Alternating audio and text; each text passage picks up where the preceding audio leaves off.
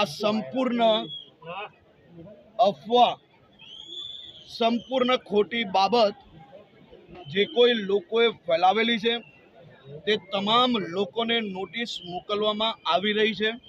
કોઈ બી આધાર પુરાવા વગર માત્ર ને માત્ર વિપક્ષ અને માત્ર અફવા ફેલાવીને લોકોને ગેરમાર્ગે દોરવા માટેનો પ્રયાસ કરવામાં આવ્યો છે.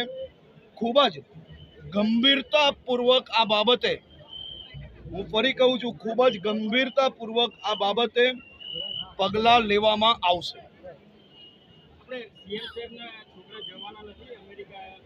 બહુ ક્લિયર મેં કહ્યું, બેજવાબદારીપૂર્વક માત્ર ને માત્ર વિપક્ષના ઇશારે અને જે કોઈ લોકોએ આ અફવાઓ ફેલાવેલી છે તે તમામ લોકોને આજે નોટિસ મોકલવામાં આવી રહી છે.